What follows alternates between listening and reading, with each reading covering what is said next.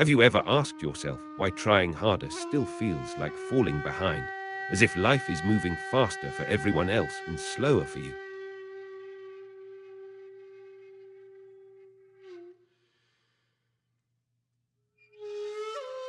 It rarely crashes into you all at once. It slips in quietly. One morning you wake up, reach for your phone, and see someone your age sharing something major.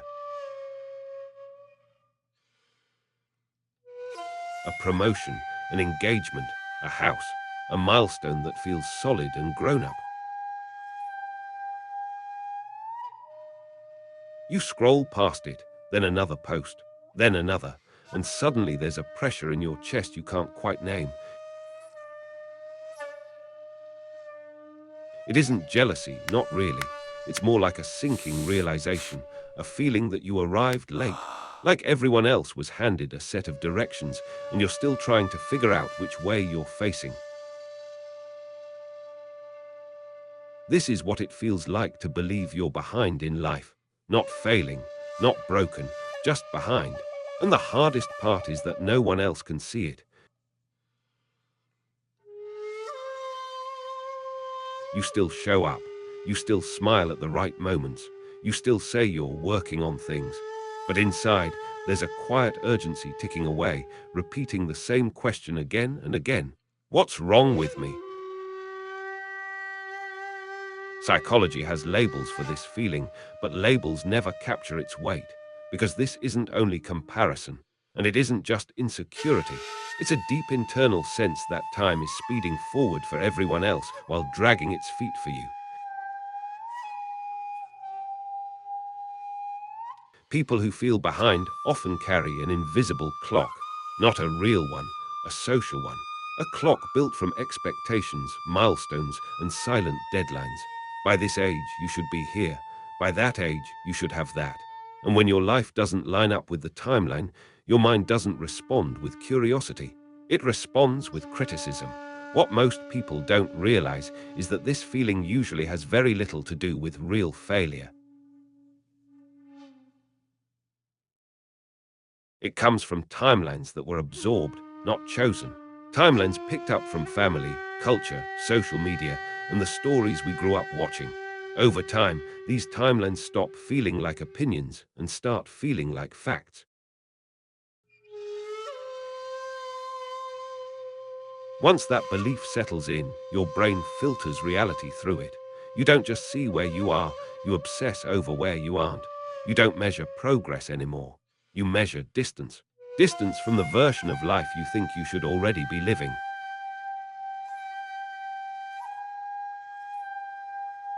Psychologically, this creates what's called temporal self-discrepancy. It's a complex term for a simple pain. The person you are today feels painfully misaligned with the person you thought you'd be by now. And as time passes, that gap feels heavier, louder, harder to ignore.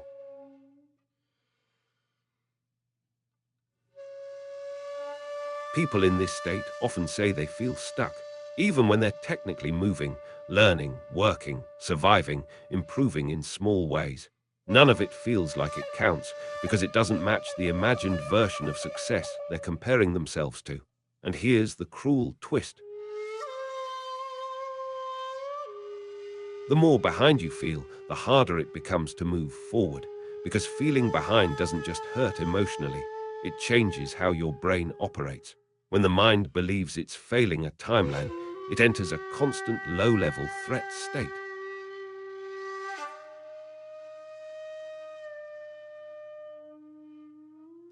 Not panic, not fear you can clearly identify, just a steady background pressure. That pressure narrows focus. It limits creativity. It makes decisions feel heavier than they need to be.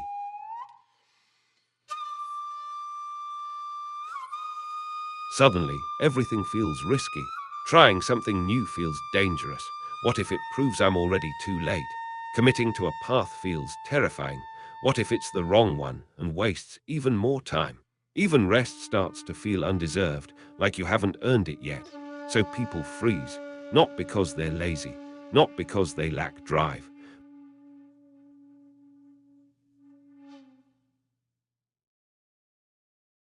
but because their nervous system is overwhelmed by the belief that time is running out.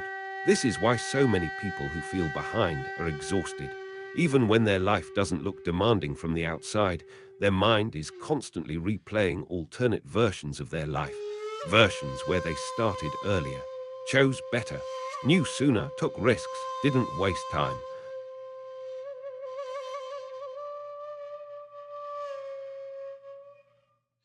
The brain doesn't experience these thoughts as imagination, it experiences them as loss. And loss, even imagined loss, creates grief. And grief is heavy.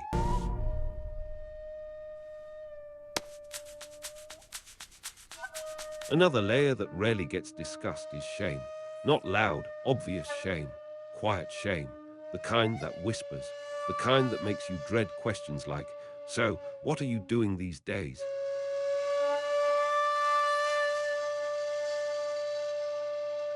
The kind that makes you minimize your own efforts because you assume they won't sound impressive enough.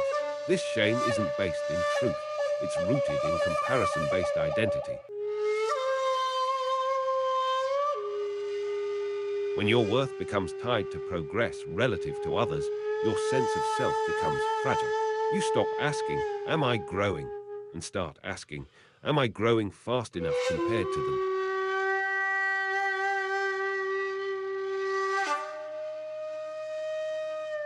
And comparison is a race that never ends. Psychological research shows that humans were never designed to compare themselves to hundreds or thousands of people at once.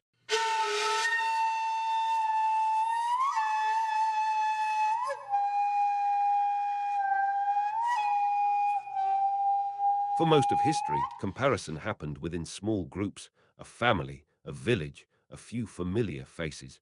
Today, your brain compares your private, unfinished life to everyone else's curated highlight reel. Your mind doesn't know it's unfair. It interprets constant upward comparison as evidence of inferiority.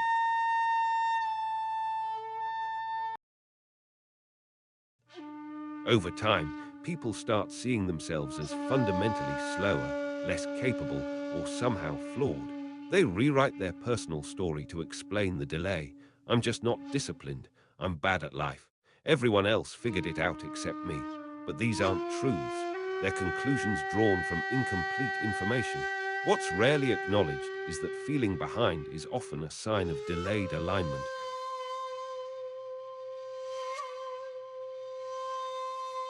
Not delayed ability. Many people move slowly not because they lack potential, but because they're trying to build a life that actually fits. And fit takes time, especially in a world that rewards speed over depth. People who feel behind are often deeply reflective. They question paths instead of blindly following them. They think carefully before committing. They hesitate not because they're incapable, but because they're trying to avoid building a life they'll later have to escape from. But reflection doesn't show up on timelines. There's no post for inner clarity, no celebration for choosing not to rush, no applause for letting go of dreams that were never yours. From the outside, it looks like stagnation. From the inside, it's often quiet reconstruction. Another overlooked factor is emotional backlog. Many people who feel behind spent earlier years surviving instead of building. They were navigating stress, instability, family pressure, self-doubt, or unsupportive environments. While others were accumulating achievements, they were learning how to stay afloat. Survival mode delays development. When your nervous system is focused on safety, long-term planning gets postponed. That isn't failure, it's biology. But later, when life finally settles, comparison begins. "You're safe now," the world implies. So why aren't you further ahead? Because safety arrived late, and healing takes time. People who feel behind often underestimate how much invisible work they've already done. Emotional awareness, resilience, empathy. These don't look like milestones, but they shape everything that comes next. Still, the mind keeps demanding visible proof, and this is where tension builds. You feel pressure to catch up, but you're not even sure what that means anymore. Catch up to whom? To what definition of success? This confusion can lead to rushed decisions. Careers chosen out of fear, relationships entered for alignment, commitments made to silence anxiety rather than honor truth. Psychologically, this is urgency-driven behavior, action powered by panic instead of clarity, and it rarely brings peace. People who feel behind are often told to stop comparing or go at your own pace. These phrases sound supportive, but they miss the point. Because the real issue isn't comparison, it's identity being tied to speed. When speed becomes a measure of worth, slowing down feels like disappearing. So the work isn't to stop noticing others, it's to untangle your value from velocity. That shift doesn't happen overnight. It begins with understanding that life isn't a straight track. It's a collection of paths that intersect, pause, loop, and restart. Some people sprint early and slow later. Others wander before finding momentum. Some grow quietly, then rapidly. The brain wants a straight line. Life rarely offers one. Here's something most people never hear. Feeling behind doesn't mean you missed your chance. It means you've reached a point where conscious choice matters more than momentum. People who move quickly early often follow scripts. People who feel behind are often forced to write their own. That's harder, lonelier, but more honest. The discomfort you feel isn't proof that something is wrong with you. It's the tension of becoming aware. And awareness almost always comes before change. As adulthood deepens, the feeling of being behind becomes personal. Birthdays feel heavier. Conversations feel loaded. Simple questions carry unexpected weight. So, where are you in life? To someone who feels behind, that question doesn't land as curiosity. It lands as judgment. Their mind answers by scanning everything they haven't done yet. This is where time pressure turns into identity pressure. In your 20s and 30s especially, uncertainty stops being admired. Exploration becomes suspicious. You're expected to be established, or at least clearly on your way. When that doesn't happen, people don't always criticize you openly. They just stop asking follow-up questions, and silence can feel louder than judgment. This is why many people who feel behind slowly withdraw, not because they dislike others, but because they're tired of explaining a life that doesn't fit into neat sentences. They don't want to feel unfinished. Over time, this creates an internal split, the inner self that's still searching, and the outer self that performs calm, stability, and fine. Maintaining that split drains energy. That's why burnout often appears in people who don't look overwhelmed. They aren't exhausted by work alone. They're exhausted by constant self-editing. Another pattern that emerges is delayed permission. People who feel behind often postpone joy. I'll relax once I'm stable. I'll be happy once I've proven myself. But the finish line keeps moving. Life becomes preparation instead of participation. This is psychologically dangerous. It trains the brain to tie worth to future outcomes instead of present experience. Rest feels undeserved. Small wins feel insignificant. Without rest, perspective shrinks. Motivation is also misunderstood here. From the outside, it can look like a lack of drive. Internally, it's often too much pressure. When every decision feels like it has to fix your entire life, nothing feels safe enough to start. So people delay, they procrastinate, they distract themselves, not because they don't care, but because caring feels overwhelming. This is where self-trust erodes. If you believe you're behind because of past choices, trusting yourself now becomes difficult. You second-guess everything. Psychology shows that confidence isn't built by never making mistakes. It's built by surviving the ones that didn't work. But people who feel behind don't allow room for error. They treat every decision as if it's their last chance. Relationships become complicated too. You may feel out of sync with friends hitting traditional milestones. Even without resentment, there's distance. Conversations revolve around experiences you don't fully share. You listen, support, smile, and later feel empty. Some rush into alignment, others withdraw entirely. Neither brings peace because timing isn't the real issue. Self-acceptance is. At its core, feeling behind hides a belief. I'll be acceptable when I arrive. But arrival is an illusion. Life never settles into a permanent state of completion. Even people who seem ahead are negotiating uncertainty, just from different positions. Studies on life satisfaction show that early achievement doesn't guarantee long-term fulfillment. Many people on nonlinear paths report deeper satisfaction once alignment catches up with effort. But society doesn't spotlight slow growth. It doesn't celebrate delayed blooming. So the mind fills the silence with assumptions. Feeling behind often intensifies when identity isn't fully formed. When you don't know what truly matters to you, it's easy to borrow definitions of success. Borrowed definitions rarely fit. You chase goals that don't energize you, then assume something is wrong with you when motivation fades. But motivation isn't a character flaw, it's information. So what actually helps? Not forced optimism, not pretending you're ahead. What helps is reframing time itself. Instead of asking, how far behind am I? Ask, what season am I in? Some seasons are for healing, some for unlearning, some for experimenting. Trying to harvest during a season of planting only creates frustration. When life is seen as cyclical instead of linear, urgency softens. Another shift is separating pace from purpose.